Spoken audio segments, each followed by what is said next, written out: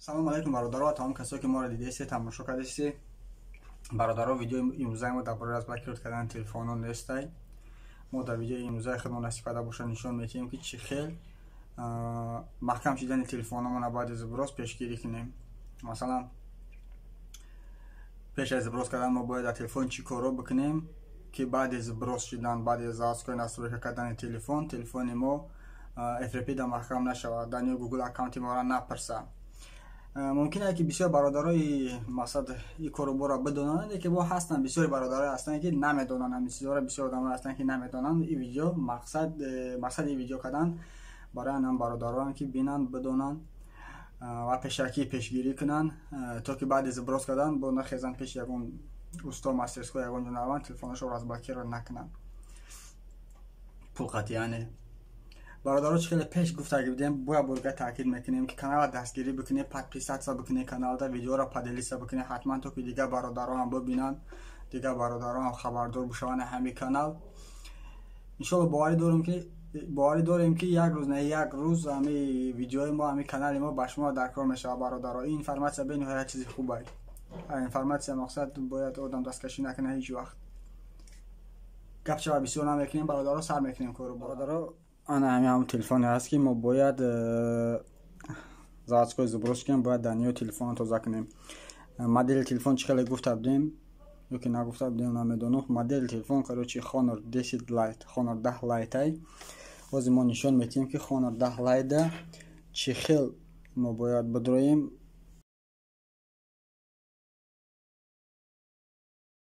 باز ما نشون میدیم Honor 10 Lite چخیل باید درویم، چی کارا باید بکنیم که بعد از براز کردن تلفن ما دانی گوگل اکانت نپرسه، بلاکировка نشوه. مثلا برای کار برا کردن برادرای عزیز میدرویم ناسترویکی لیستاد میکنیم، پرالیستاد میکنیم. چخیلی که در همه تلفن‌های برادرها باوری دارم که در دیگه تلفن‌ها هم خیلی همش هم یک نمودن پشتی. در سامسونگ هم خیلی، در سیائومی هم خیلی. مقصد از ما نشون میدیم. настройки дромадан пас поён мерем бародаро. аккаунти дидестем, ҳамин аккаунти да медроем. аккаунти да дромадан пас ва мора сами главни мо бояд дар ниҳои Google аккаунт эҷо удолит кунем. дар ниҳои Google аккаунт Google алагад мекунем бародаро. инҷа удалит мекунем. удалит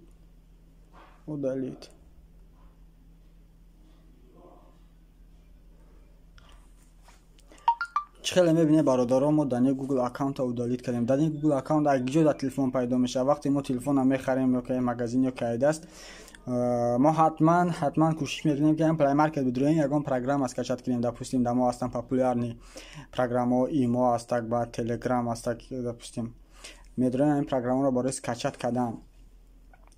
برای کچات کردن این پروگرام ها باید در پلی مارکت اکانت سازداوت کنیم. وقتی ما پلی مارکت در اکانت سازداوت کردیم، پلی مارکت یوتیوب گوگل یا همش یدین سیلیان یک جایان یا همش وقتی ما در یک ترش اکانت سازداوت کردیم همش در پهم میشه برادرو. بعد وای در تلفن سخرانید میشه. اگر ما وای دنیا را پیش از براز کردن تلفن удалит نکنیم، تلفن ما FRP میپرسه. FRP مقصد FRP بلاکировка میشه. دنیا گوگل اکانت میپرسن. این نمودی بلاکировка را FRP بلاکировка میگن برادرو. یادتون بگیره همینه. بعد دانه گوگل اکانت удалит کردن ما در خطی میتونیم تلفنمون رو پرشیفکا کنیم برادرای عزیز. میشه که ما بدرویم ای настройки بدرویم پرشیفکاش کنیم تلفنمون رو. در Honor система и обновления да медроим поён мефроим جدا сброс лагад میکنیم. восстановление заводских настроек лагад میکنیم. сбросить настройки телефона кодша мезанем. сбросить настройки телефона мисрхака лагад میکنیم. телефони мо сбросить мешава.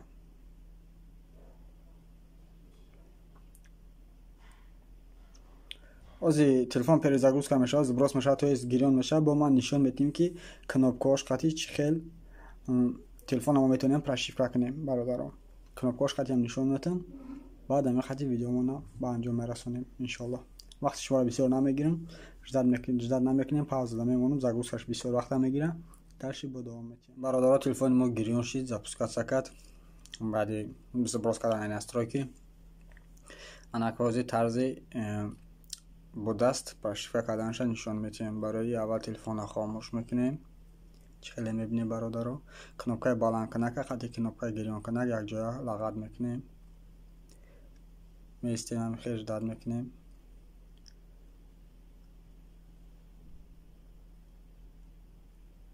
логотипи хонро баромадан пас кнопкаи гирёнкунака сар метем, кнопкаи баландкунака сар наметем. хеле лағат карда меистем.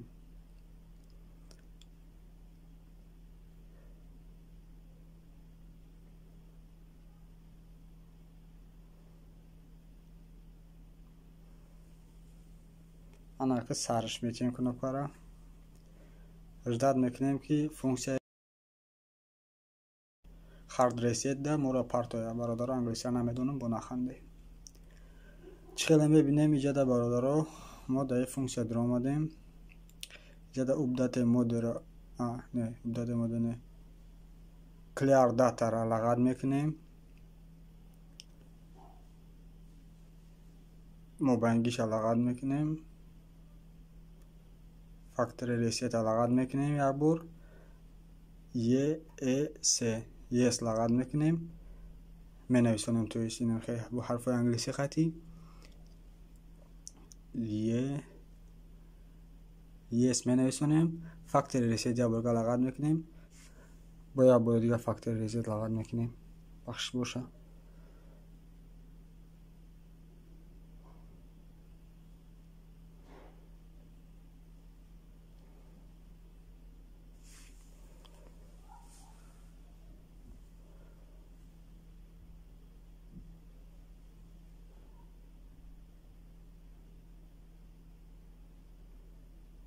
баъдан назад мебуроем.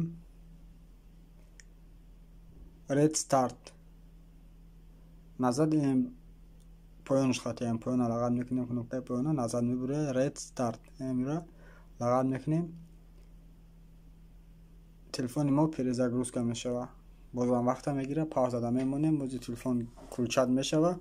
дальше настроит карданашро иншоалло мебинем. бародаро, телефони мо дубора уже баъд шишид насиб кунад парвардигор настройкаш мекунем. баъди заводскои заброс кардан начат далее я принимаю все, пропустить, настроить как новое устройство, пропустить. агар мо Google аккаунт авдолӣ накарда, пеш аз заброс кардан Google аккаунт авдолӣ намекардем, иҷа кнопкаи пропустит ба моро доступна намешид, дастрас набуд, мо ира намедидем. иҷа бояд аввал Wi-Fi да телефона подключат мекардем, баъд чӣ мекардем, допустим разблокировать мекардем аккаунт хати.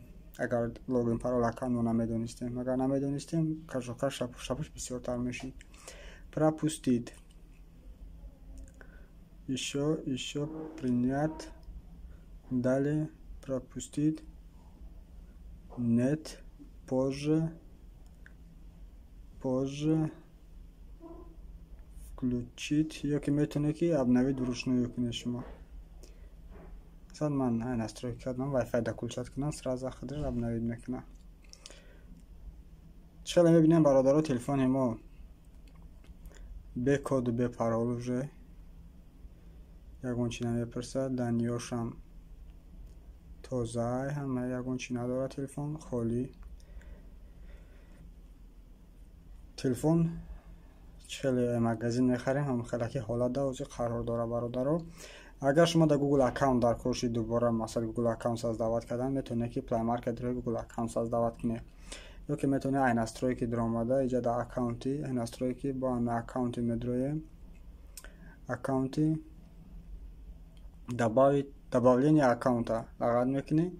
иҷа да Google вибират мекунед, добавить мекунед. иҷа интернет дорем, мо нишон наметиҳам. ҳатман интернет хати мешава ҳамаш.